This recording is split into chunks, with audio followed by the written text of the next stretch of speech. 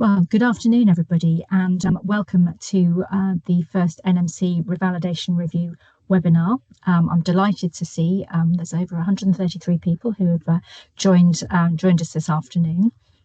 My name is Sarah Kovash-Clark. I'm the Assistant Director for Policy in the Strategy Insight Directorate here at the NMC, and I'm joined by my colleagues Natasha Dare and Josh Niederost. Natasha and Josh, would you like to say hello? Yep.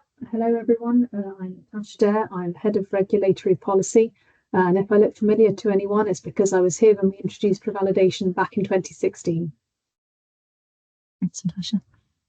Good afternoon, everybody. I'm Josh Niederost, and I'm one of the policy managers working on the reval review at the moment. Great, thanks both. Before we kick off, then we have some normal kind of housekeeping rules. Due to the number of attendees, everyone except the presenters is automatically muted, and so you can't use the raise your hand or the chat features. But please feel free to use the Q&A function for any questions and comments. And we're going to try and answer as many questions as we can. We probably can't answer them all, but the team will review everything you tell us, and we will make sure that answers to those questions are clear. We will be recording this session, uploading it to the NMC website after the session and sending you the link. You can switch on live captions in Teams for accessibility. Under the More 3 dots, select either accessibility or language and speech. And if you have any further questions or comments that you think about once this is over and think, oh, I wish I'd answered that, please contact us on code and revalidationreviews@nmc.org.uk. That is the website, that's the email address for questions about the reviews. Just as by way of introduction, why are we doing this? Why are we doing this now? So these are our future standards. We've got a plan as part of our corporate plan for 25-26. We've got 4 areas of work in terms of developing our future standards, and they are the code, the revalidation standards, practice learning standards, and the development of advanced practice standards. And all 4 of these are fundamental to nursing and midwifery professional practice. And we want to make sure that these protect the public through modernised standards.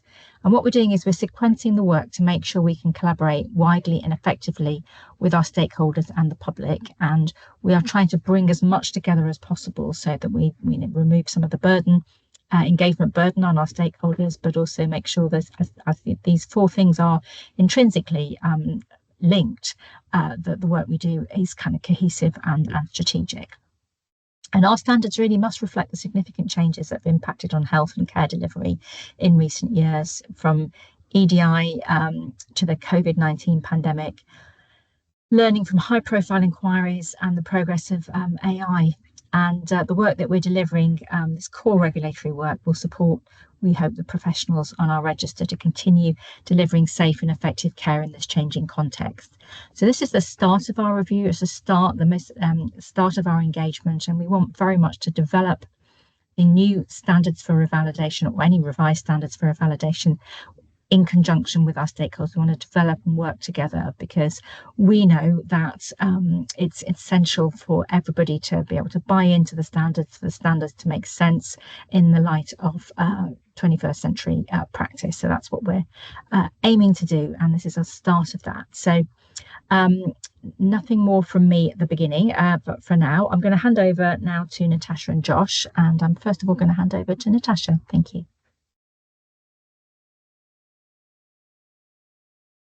Thank you very much, Sarah, for that overview of kind of putting this work into context.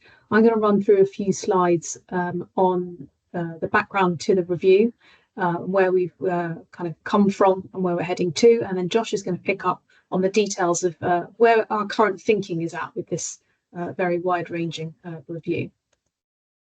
So, first of all, we have a bit of activity for you, because we love a bit of interactivity. We want to hear from you, even at this early stage. So what do you think of when you think about revalidation in all its glory since we introduced it in 2016? And that can be about the process, the requirements, the ethos, what it's meant to you in practice, anything like that. So you can use the Q&A function to put some responses in. Okay, Thank you all very much. I'll just run through a few of the things that people have said. Could be made more robust, still off-putting for some people. Key learning experiences, that's really nice. Reflection and alignment to the code. Another mention of reflection, working with colleagues. Have I got the evidence? Yes. Yes, absolutely. And again, more on reflection, making it not be a tick box exercise. Increased safety, that's really nice. Professionalism. These are all really nice points. Thank you. So, in terms of a reminder of what revalidation actually aims to do, I think you've definitely picked up on some of them. Raising awareness of the code, it's specifically embedded into the revalidation requirements. Encouraging professionals to stay up to date, really key in such a fast-moving environment. Encouraging sharing, reflection, and improvement. I mean, they're just so important for good practice. Encouraging professionals to engage in professional networks and discussions. Yep, so you're kind of breaking down any siloed working, and that speaks to all the points above as well. And of course, ultimately, strengthening public confidence in the professions. And all of these together should lead to improved practice and public protection benefits. So no small ask for people in what they're trying to achieve when they're revalidating. So as a reminder of what's in the actual requirements themselves, the absolute fundamental of this is that we have a practicing register. So everyone has to have completed 450 practice hours every 3 years, 900 hours if you're a dual registrant, so for example, a nurse and nursing associate. Continuing professional development, again, absolutely fundamental. So 35 hours, 20 hours of those have to include participatory learning. And that's one of the ways that we encourage people to work with other healthcare professionals. Practice-related feedback, you need to collect 5 pieces of feedback. That can be from colleagues, it can be from service users, patients, your manager. We don't specify that. 5 written reflective accounts. Now, these need to be based on CPD or practice-related feedback or an experience in people's practice. And we provide a form to fill in for these accounts, and we explicitly require a link back to one of the 4 key pillars of the code. Reflective discussion. This is the bit that people tell us they like the most, and you can see why, because it is time to sit down with someone else on our register and talk about what you've learned through writing those 5 reflective accounts. So hopefully you can see how these requirements build on one another, leading to that reflective discussion. What does it mean to be a registered professional? This isn't just a job for most people on our register, it's a vocation. It means something. And the code is something that they, people who work at the NMC say, if you cut me, I bleed the code. Which is, please don't run with scissors, but it's a nice sentiment. Then a couple of more kind of practical requirements. So the health and character requirement, it's good for us to keep an ongoing check on people, whether they've got any cautions, convictions and determinations from fellow regulators. Declaration of having appropriate professional indemnity that covers the whole of everyone's scope of practice. And then for a level of assurance, we involve a third party who is a confirmer. We recommend it's people's line managers, and they need to check that they have got the evidence to show that they have met the revalidation requirements. So why are we reviewing revalidation? Well, we introduced it back in 2016. That's quite a long time ago. Now, we've obviously kept an eye on such an important regulatory tool. We've kept our documentation up to date. We've taken on board feedback. We've increased the suite of communications materials that we produce, for example, but we haven't done a really wide-ranging wholesale review since we introduced it. And obviously, there have been huge changes in technology and practice, the increasing leadership role that the people on our register are playing. And we ourselves have updated all of our standards of proficiency and introduced the new role of nursing associate since 2016. We've also, in more recent years, started to consider regulating advanced practice, which is something that we haven't done before. So there's a number of big changes that have happened in the past few years. Those are the changes that the NMC has made, but of course there's been lots going on in health and care world outside of us. We know from a number of public inquiries, but even more broadly about systemic issues that are going on in the health and care systems, and we need to be sensitive to those. The public inquiries obviously provide a particular focal point for those, but there's more learning than just inquiries that we are aware of. So a word about the approach that we're hoping to take. Those of you who have been in any way involved in or seen how we have developed our new standards of proficiency in recent years will hopefully have a sense that we are very keen on co-developing what we do with the folks who this actually impacts. We have already internally ourselves had a look at all of the huge amount of background and research and feedback and input that we have had since we introduced revalidation, including the independent 3-year Ipsos Mori evaluation when we introduced revalidation. And that has helped us to start refining our thinking about the areas that we want to focus on in this review. And that's something that Josh will take you through in a minute. And so using that same standards development methodology, we really want to get out and talk to people as we actually develop the options that we take forward for consultation. We're not going to wait to go out to people at the point of formal public consultation to be talking to you. We want to hear from you to actually help shape what goes into our public consultation. As I've mentioned, we have used the evidence gathering we've done to date to kind of trammel our thinking into these key lines of inquiry or KLOEs. Josh will share where we've gotten to, but we remain open.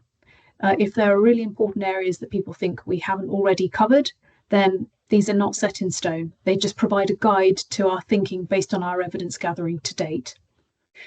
We are already deep into planning all of the engagement that we want to do. There's going to be absolutely heaps. You're going to be sick of hearing from us in every different which way and format, because we want to be talking to professionals, because this impacts everyone on our register. It impacts everyone who will come onto our register, whether they trained in the UK or outside the UK. Obviously, the public, we want the public to see this as a mechanism for ensuring confidence in the people that we regulate. Employers and a huge group of stakeholders with different interests we must talk to. To help oversee this work, we are in the process of establishing an external steering group with an independent chair. Now, this will be done jointly with our code review, because the two go hand in glove, as Sarah mentioned earlier on.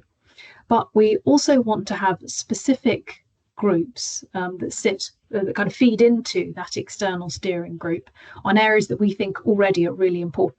So breadth of practice. Everyone has to be able to revalidate to stay on our register. Public group, and we also want a group for students and newly qualified professionals.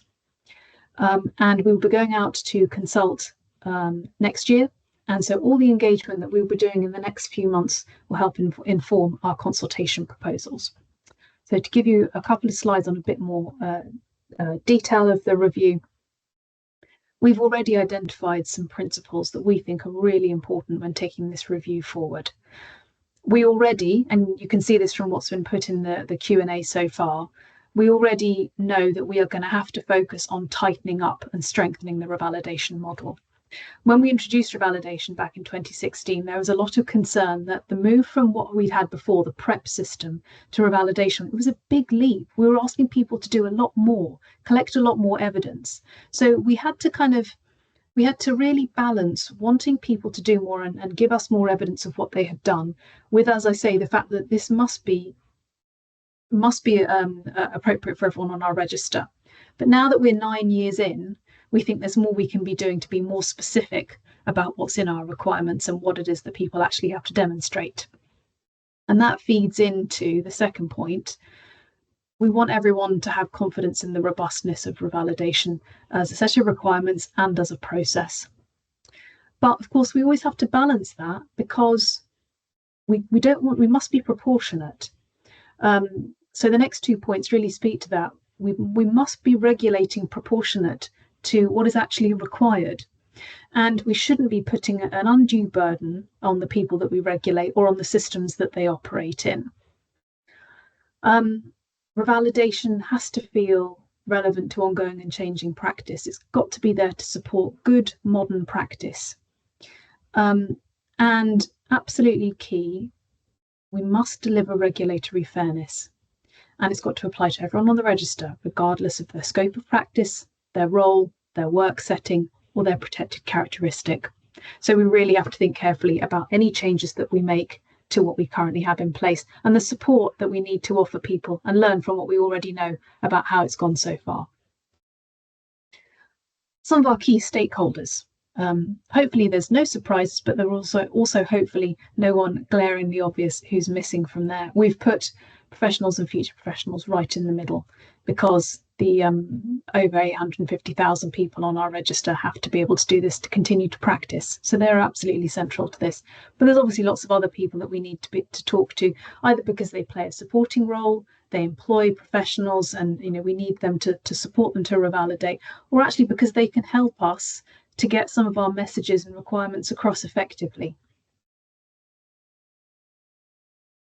And in terms of timelines, working backwards, we want the first people to revalidate under the new process to be in April 2028, so 2.5 years away.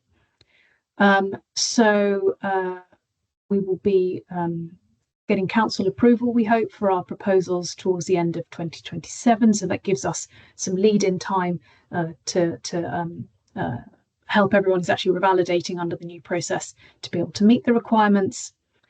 Public consultation, it'll be towards the middle or end of next year. So we will be publicly presenting where we've gotten to our council in spring next year. So between now and spring, we're going to be doing lots and lots and lots of engagement so that what we, as I mentioned before, what we take to council, even before we publicly consult, should be really well informed by what people come and tell us. And then obviously the consultation itself will be the formal point at which we go out with proposals and hear from people about what they might mean to them. So I'm going to hand over now to Josh to give you some of the detail of the key lines of inquiry we've already identified based on our evidence gathering to date. Thank you, Natasha. So I'm going to spend a little bit of time with this slide and go through our current kind of thinking in relation to our KLOEs. And as Natasha said, we've structured and developed these KLOEs considering the evidence and the research that we collected in 2024. But we're open to, as we develop the review, making additions or making changes to these key lines of inquiry. The first KLOE is very much focused on the relationship between revalidation and the code. And colleagues on the webinar will be well aware that revalidation provides an opportunity for professionals to reflect on how they're practicing in line with the code. We want to understand how that is working in practice and if we need to do anything to strengthen that connectivity. So, for example, adding in to the requirements that some of them should specifically refer to elements of the code. Alternatively, though, it might be that that's working quite well, and it might be that it's simply something around promoting our current position in relation to the connectivity between revalidation and the code. I think that, as has already been spoken, there's currently a code review ongoing at the moment, and we're working hand in glove with that review. So any changes that take place in the code and in the code space that we need to reflect in the revalidation space, we will make sure happens effectively and take forward to the proposals we take forward to consult on. The second KLOE is focused on embedding our standards of proficiency. And similarly to the code, revalidation provides an opportunity for professionals to reflect on how their practice is taking place in alignment with the relevant standards of proficiency for their profession, as well as through the CPD element, providing them with an opportunity to reflect on how their practice is developing in line with those standards. And again, we want to understand how that's working in practice and if we need to further strengthen that connectivity. As Natasha said, we have fundamentally changed all of our standards of proficiency since 2016 and the introduction of revalidation.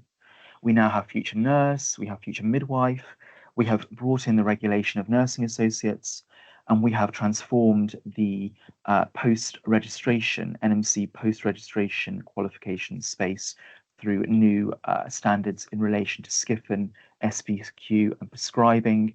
And we've just recently brought in advanced practice principles, and we'll be bringing in advanced practice standards of proficiency in the future. So we think this is a really sort of keen area for us to look into and explore. And similarly to the code, it may be that we want to specify that some of the reval requirements should speak specifically to what one's standards of proficiency, so in the reflective discussion or in the CPD element, for example. But again, it might be that this is working well broadly, and we might want to be updating and better promoting our current position in this space. The third KLOE is focused on scope, and as attendees will be aware, we currently state that professionals should revalidate in line with their current or most recent scope or scopes of practice. Now, we will want to look in this space at the current scopes that we state and the current work settings that we outline in the revalidation application. And some of this work may be about simply updating those and making sure they align with contemporaneous nursing and midwifery practice. But there are some deeper questions as well, particularly when one thinks about nursing fields and about whether we should be more explicitly stating that nurses should be revalidating a field and in line with their field. There's also questions around professionals with post-registration qualifications and advanced level practice, and whether there should be any additional requirements for professionals with those additional qualifications and working at that advanced level of practice, whether they can be allotted within the current revalidation requirements. And we want to reflect on nursing associate practice, considering we have brought in the regulation of NAs after we brought in the regulation of, the introduction of revalidation. So that's some of the areas we want to look at in the scope question.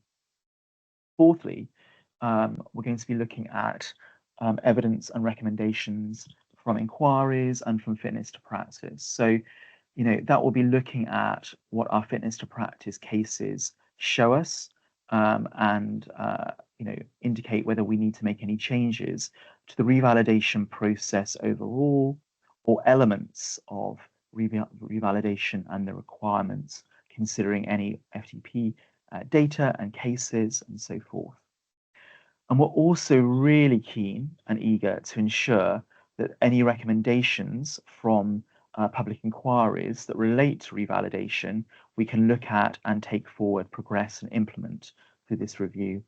So that's inquiries such as the Thirlwell inquiry, Muckamore Abbey, as well as the National Maternity Investigation in England and the National Maternity and Neonatal Assessment in Wales. We're also really mindful that our own NMC independent culture report had a recommendation around verification, and we will be taking that forward through this review. And alongside and in addition to this, government policy and developments such as the 10-year health plan for England, we will need to reflect that in this reval review. So for example, that plan indicated and called on regulators to look at how revalidation can indicate more real-time feedback on professionals, as well as the continuous skills development taking place as well. So that government policy across the UK, across the 4 nations, and workforce policy as well, we will want to look at that where it pertains to revalidation and consider how we can take that forward. The next KLOE is really around enabling access, and it's really important for us that as best as possible, we ensure that we can support professionals to revalidate as simply and easily as possible. There's going to be a slide that I'm going to speak on EDI in a second, so I'm going to save some of the thinking that we've done to date on that area for that slide, but that's really around, not only us meeting our public sector quality duty in relation to our revalidation processes, but actually the important and the right thing to do for us to be supporting all of our professionals to revalidate as effectively as possible, and not have any unnecessary barriers to revalidation. The sixth KLOE is really around enhancing confidence. And we are aware that some stakeholders believe the revalidation process could be more robust. And we're looking, we will be looking through this review at both the confirmation process and thinking about who should be the confirmers and if we need to make any changes to confirmation, but also the verification process and thinking about quality indicators across the revalidation requirements, as well as any minimum standards that we need to bring in, particularly for the reflective accounts and reflective discussion, as well as the feedback requirements. And the final KLOE is really looking at the overall process of revalidation, as well as what support we can provide for all of our professionals, as well as what support we can provide employers to support their teams and staff and employees to revalidate as effectively as possible. We're particularly interested in the support that we can provide for newly qualified individuals, as well as international professionals who have recently joined the NMC register and haven't as yet revalidated, as well as internationally domiciled professionals who, may find it more difficult to find a confirmer. And we really want to take advantage in the comms piece around how we can work with partners to promote the revalidation approach and take advantage of the overwhelming changes in communication that have taken place in society since 2016. So that's some of the thinking on the KLOEs. I'm going to take us through. I'm really keen to hear though views from attendees to the webinar about which of these KLOEs they think are most important, particularly the top three. And I think those of us who have the poll in front of them can reorder the different options, the different KLOE options, to provide your kind of rank order from 1 down to 7. And those who don't have the poll in front of them can also add any their views, and their rank order, the top three, in the Q&A box. So I'm hoping attendees can access that poll, and we should be able to see that in the chat when it is complete. So I'm going to go over to the chat and see what's happening with the polling. So people are still submitting. That's fantastic. And I'm sure this will change as we go through.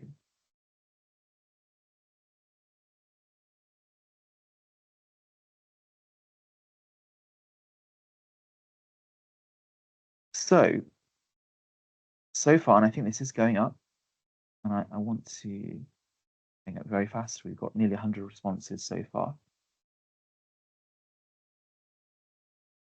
And I can see the different options moving up and down. We seem to be getting embedding standards as kind of the first key point that attendees to this webinar want us to take forward, as well as strengthening links with the code and scope of practice, and then inquiries and FTP, enabling access, enhancing confidence, and then process support and comms. So I think we're still getting some responses in, but that doesn't seem to be moving much. There's a bit of a two-way battle between embedding standards and strengthening links with the code. We'll see how that ends up, and please do continue to submit your responses as I go forward. That's really, really helpful for us to understand. So I think, though, I'm going to move us forward a little bit And hopefully we can now all see the EDI slide. And this is really reflecting what we've learned so far in the equality, diversity, and inclusion space. As probably attendees on the webinar will be aware, revalidation rates do remain lower for older professionals, particularly those people aged 61 years and older. There is, we understand, some interaction between revalidation and retirement, and we want to understand more of that through this review. But we don't want to be in a scenario whereby professionals are thinking that retirement is a better option for them than revalidating.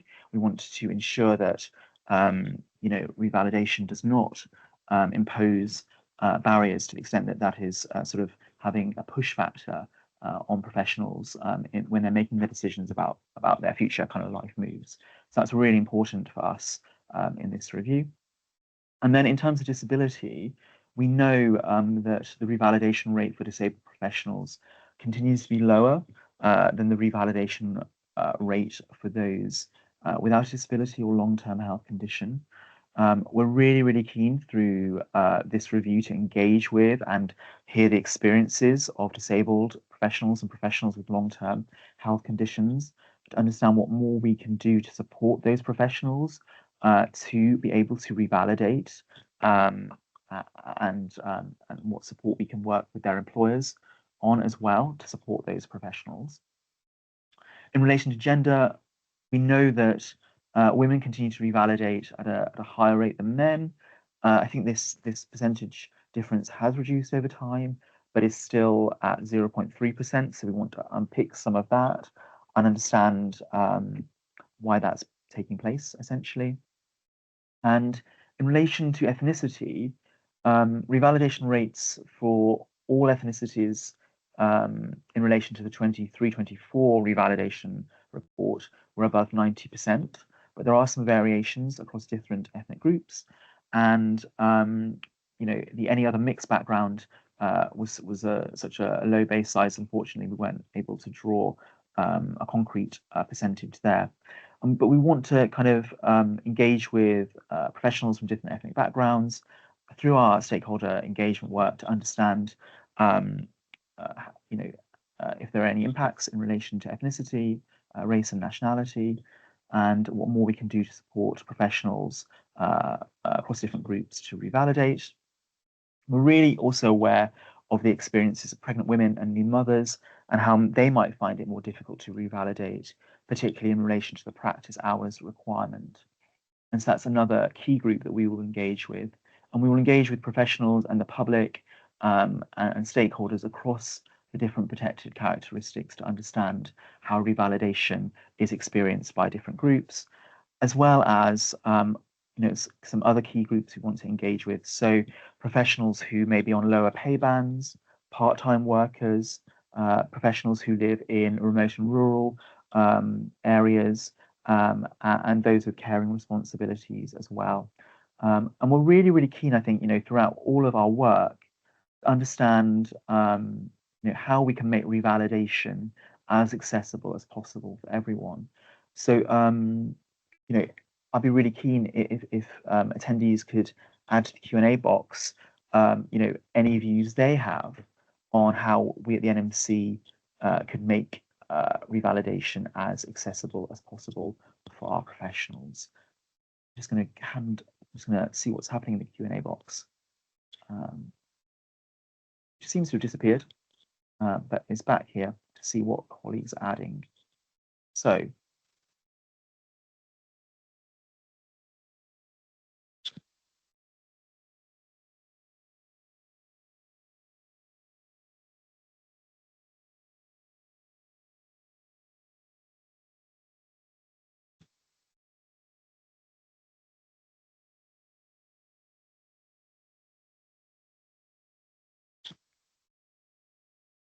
I can't see anything as yet, but if I hold for a minute and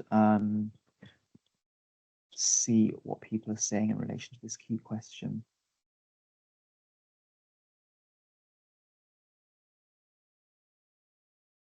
So there's a, confirmation does come up as one of these key areas, and the role of confirmers, and how employees in different scenarios could potentially access different confirmers, whilst also, the centrality of the line manager being key as well, and how we manage that scenario for different professionals. And Amanda poses a really interesting point about, whether we could have a specific KLOE around those groups outlined as not necessarily revalidating in as higher percentage rates as other groups. That's really interesting. Some kind of live document, yep, and that kind of the process. KLOE also will look at the structure of reval, I suppose, and whether we can have some kind of live document whereby professionals could update that over the 3-year period.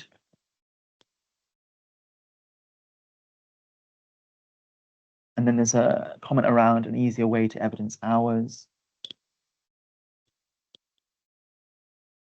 Sort of a modern portfolio approach.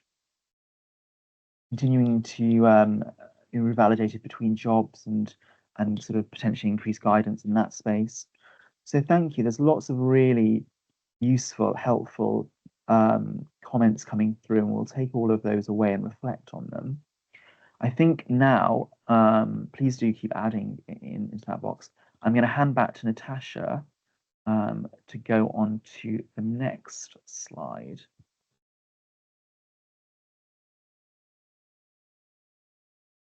Thank you very much, Josh, and for everyone for participating so fully in this discussion so far. One final question for you. Anything else we should be looking at in this review that we haven't already covered in this webinar, in the KLOEs or in the principles, the evidence that we've gathered today? Anything you haven't already added to the Q&A? We'd be really interested to know. We're at an early stage and we don't want to miss things because we haven't had our ears pinned back enough. So please do put things in the Q&A.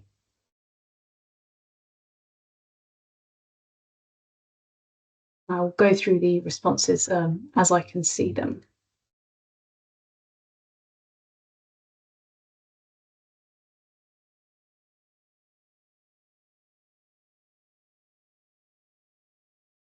So I think some nice ideas in here about the portfolio, webinars for newly registered staff, what's learned from CPD, annual prompts to complete.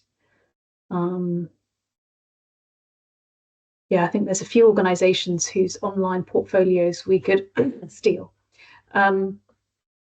Preceptorship, yep, so again, something about newly registered staff, and of course we need to think about not just people who qualified in the UK, but people who are joining the register first time, who were qualified outside the UK. Building up the information, incorporating professional appraisal and other processes. That's nice. We don't want to be adding to the burden on people, through doing this. Any opportunities we have to kind of streamline and help people make good use of existing material.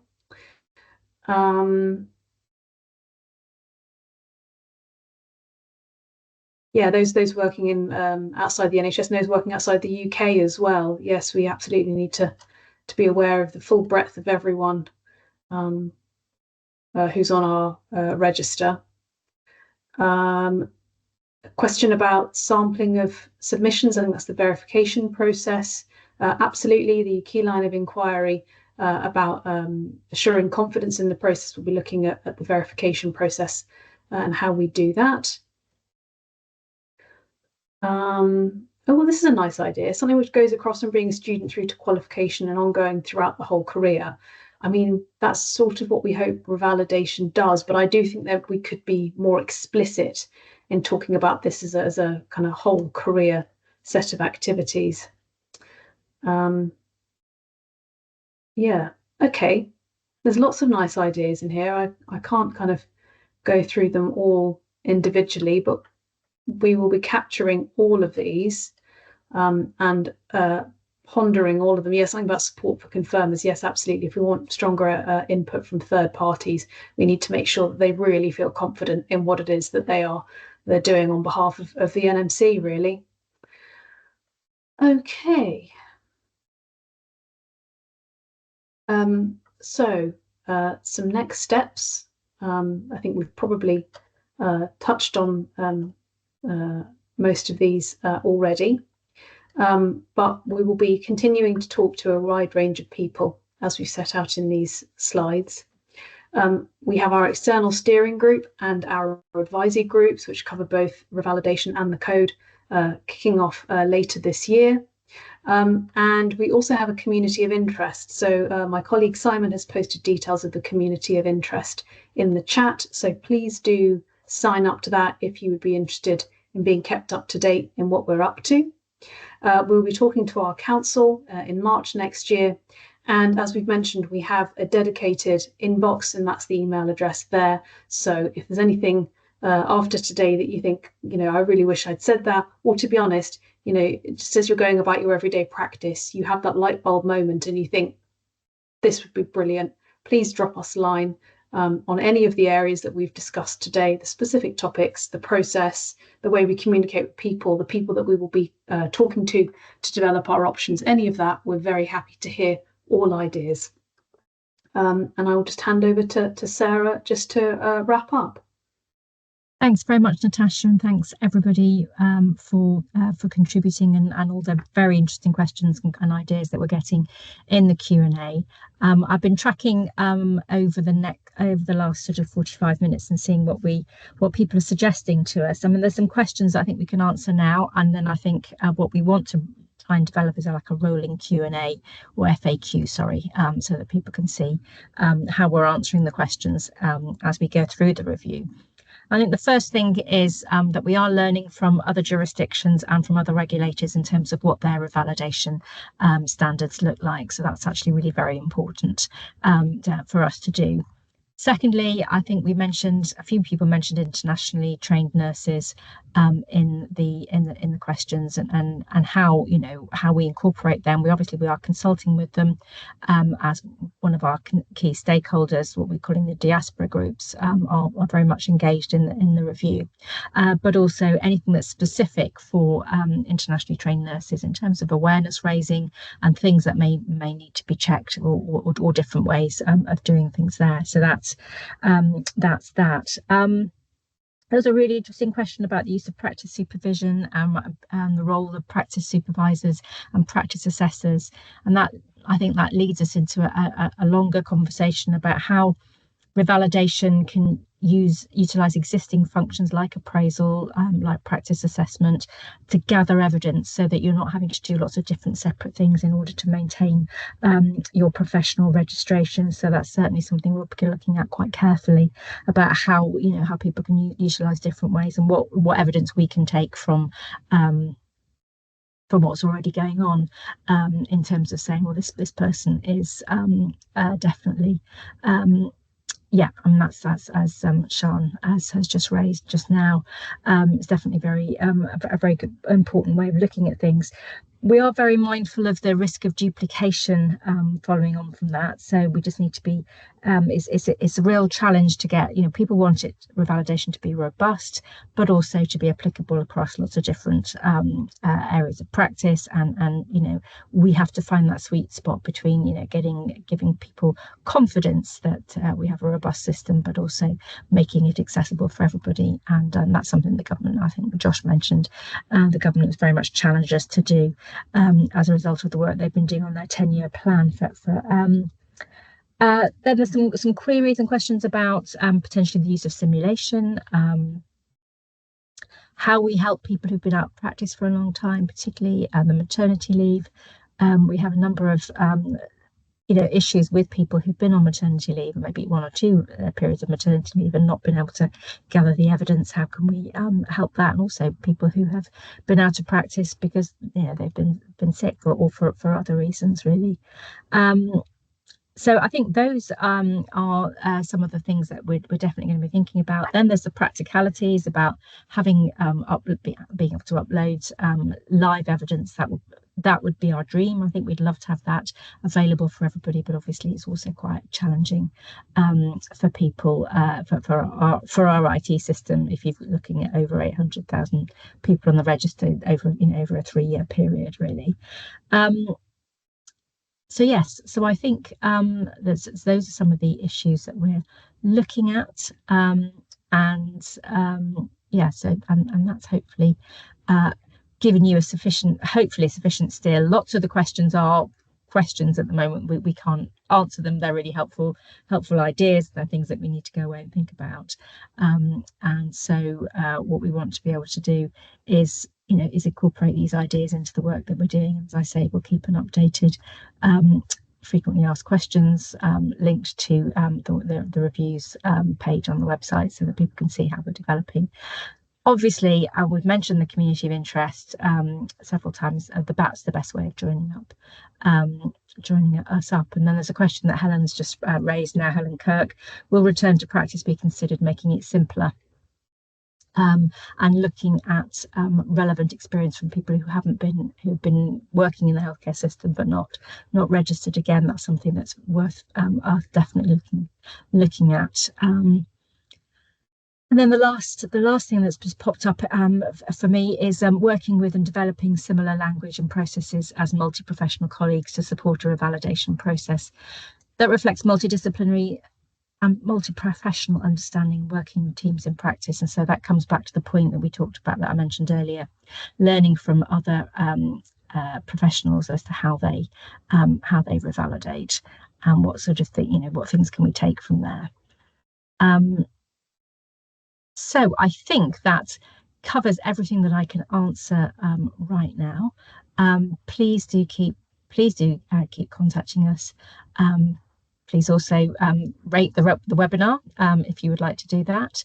And just remains for me to say thank you very much to my team, who are working very hard on the policy around the review, but also Gurinder and Simon from our comms team, who are in the background facilitating the webinar. And a big thank you to you. We've had nearly 200 people coming along here and giving up their time this afternoon, and full of ideas and enthusiasm. And I did see one person say that they really enjoyed revalidation, so I love seeing that. So that's always gives us encouragement that we're not just sort of oppressing people with requirements. So that's great. So that's one more thing. Can we read the community practice link, or sorry, put the community practice link at the top of the chat, as we can't see it? Is that something you can do, Simon?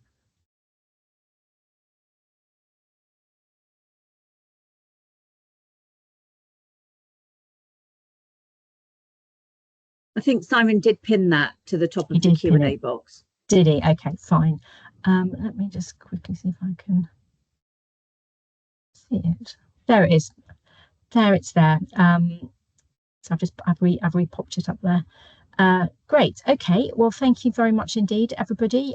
Please rate and review if you would like to do so, and please keep the questions coming. And if you feel able to, join our community of interest. So I'm going to close it out there. Thank you very much, everybody. Goodbye.